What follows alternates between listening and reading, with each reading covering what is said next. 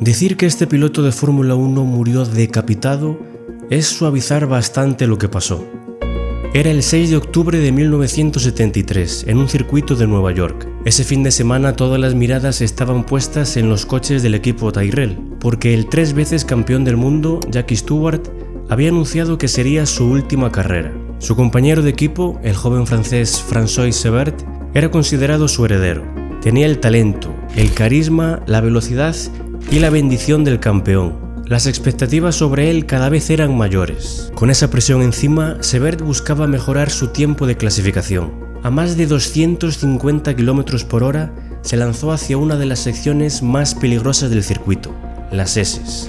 Una serie de curvas rápidas en subida que no dejaban ningún margen de error. En una fracción de segundo, el Tyrrell con el número 6 perdió adherencia. El coche se desvió, golpeó el guardarraíl izquierdo y fue catapultado violentamente hacia el derecho. Allí se incrustó entre los dos niveles de la valla metálica, un espacio tan estrecho que el coche fue destrozado y el cuerpo de Sebert literalmente descuartizado. Su cuerpo quedó mutilado, irreconocible. Lo que ocurrió no fue una simple decapitación, fue un desmembramiento total. Los comisarios y pilotos que acudieron al lugar describieron la escena como imposible de olvidar. No fue la única muerte impactante de esa temporada, porque unos meses antes un piloto británico murió lentamente mientras comisarios y organizadores de la carrera se quedaron mirando. Ocurrió en el circuito de Zandvoort, en los Países Bajos.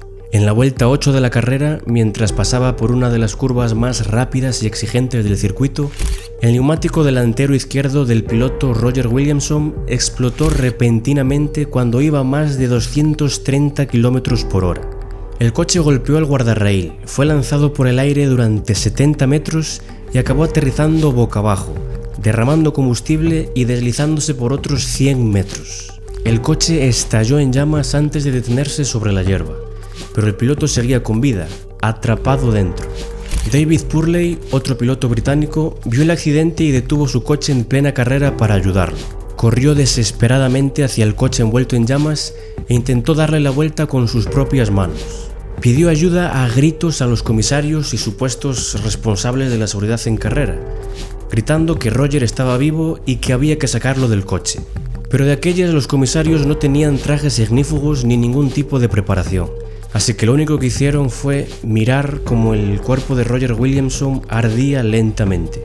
David cruzó la pista para buscar un extintor, pero no funcionaba. Luego otro comisario trajo otro extintor, que tampoco funcionó. Sin medios para apagar el fuego y sin nadie que ayudara a David a darle la vuelta al coche, Roger Williamson murió asfixiado y con quemaduras graves tras varios minutos de agonía. Durante todo ese tiempo la carrera no se detuvo. Las cámaras no dejaron de grabar y el público no apartó la vista. El piloto murió mientras todos se quedaban mirando. Unos años más tarde ocurriría un accidente brutal que se llevó la vida de un piloto y de un comisario que estaba cruzando el circuito. Os aviso ya que las imágenes que vais a ver, aunque están censuradas por razones obvias, son bastante fuertes. Ocurrió durante el Gran Premio de Sudáfrica en 1977, donde en mitad de la carrera un coche del equipo Shadow empezó a arder al verter gasolina por encima del motor. El piloto de ese coche lo paró al lado del circuito y salió sin mayor problema, pero el coche seguía ardiendo. Estaba justo después de una subida que bloqueaba la vista a los pilotos que venían, por lo que llegaban a esa zona a una velocidad altísima sin poder ver lo que había ahí. Dos comisarios cruzaron la pista con extintores para apagar el fuego. Uno de ellos, Frederick Jansen, de apenas 19 años, no llegó a su destino, ya que el otro coche del equipo Shadow, pilotado por Tom Price, se acercaba a más de 270 km por hora a esta zona sin visibilidad.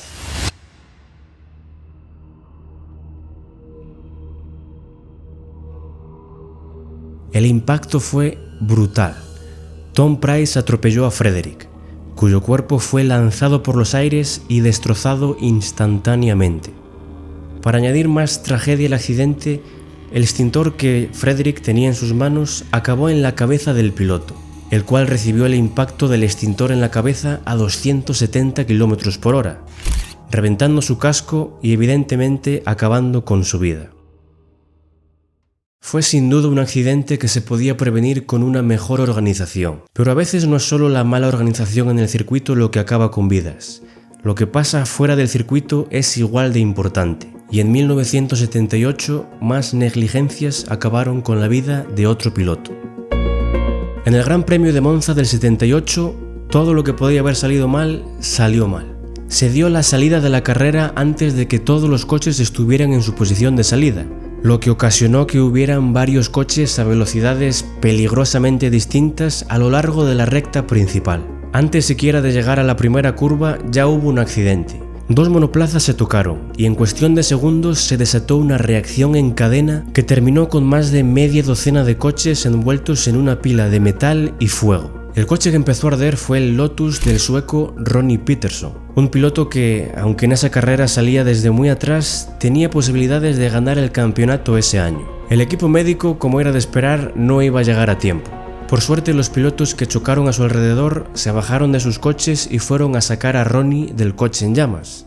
Estaba consciente, no había muerto ni por el choque ni por el fuego. Lo llevaron en helicóptero a un hospital donde descubrieron que tenía 27 fracturas en las piernas. Se había planeado una cirugía para el día siguiente, pero Ronnie no llegaría tan lejos, ya que por la madrugada sufriría una muerte cerebral provocada por una embolia grasa, una rara condición médica en la que los vasos sanguíneos se taponan con grasa que en este caso salió de los huesos fracturados del piloto.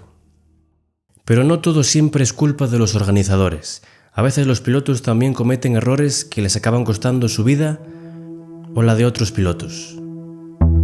Durante la clasificación del Gran Premio de Bélgica de 1982, el piloto de Ferrari, Gilles Villeneuve, estaba conduciendo al límite, más incluso de lo habitual. Estaba enfadado, y con razón, ya que 2 semanas antes su compañero de equipo, Didier Pironi, desobedeció las órdenes de Ferrari y le arrebató una victoria que, según Gilles, le pertenecía. Gilles ya era un piloto agresivo por naturaleza, pero ese día iba echando más humo que el coche. A más de 260 km por hora, intentó adelantar al piloto Jochen Mass, que no estaba en vuelta de clasificación y rodaba más lento. Jochen, al ver venir a Gilles, se apartó hacia la derecha, pero a su derecha en ese momento estaba la trazada ideal por la que Gilles iba a pasar a una velocidad mucho mayor.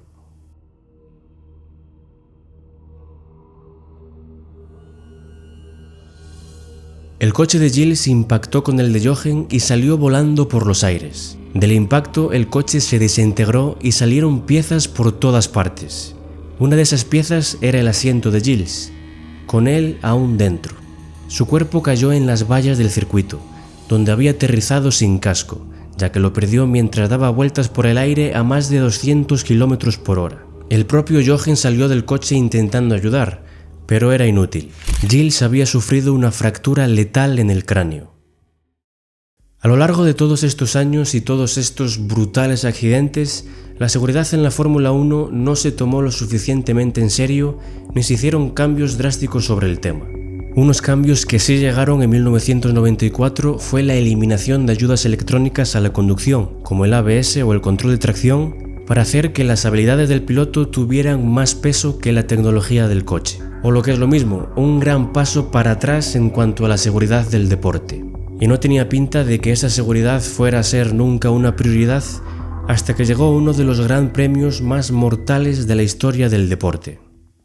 En el Gran Premio de Imola de 1994 tuvo lugar el que ahora se conoce como el fin de semana negro de la Fórmula 1. En los entrenamientos del viernes, el brasileño Rubens Barrichello perdía el control de su Jordan a más de 220 km por hora. El coche literalmente despegó del suelo y chocó de frente contra las barreras. Fue un golpe extremadamente violento. El coche quedó completamente destruido y Rubens quedó inconsciente durante 6 minutos, hasta que los médicos lograron revivirlo. Este fue el primer aviso del fin de semana. Es un deporte peligroso y las regulaciones no ayudan. Hay que hacer algo al respecto. Después de hacer nada al respecto, vino la clasificación del sábado, donde el piloto austríaco Roland Ratzenberger tuvo un percance y dañó el alerón delantero, pero no entró a boxes, siguió en pista intentando hacer su vuelta rápida. A más de 310 km por hora, en una curva de alta velocidad, el alerón falló y se desprendió por completo. Sin carga aerodinámica, el coche se fue recto en mitad de la curva. Roland se estrelló frontalmente contra el muro de hormigón. El impacto le rompió el cráneo y lo mató al instante. Su muerte obviamente impactó a todo el mundo, pero como si no hubiera pasado, el domingo se celebró igualmente la carrera. Y lo que pasó el 1 de mayo de 1994 en Imola ya lo hemos revivido demasiadas veces.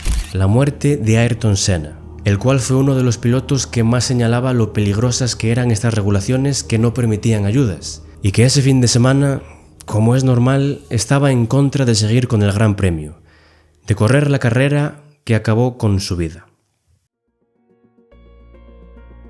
Aunque la seguridad ha avanzado enormemente en la Fórmula 1, a esas velocidades la tragedia nunca está del todo lejos. Hay accidentes de los que los pilotos no vuelven.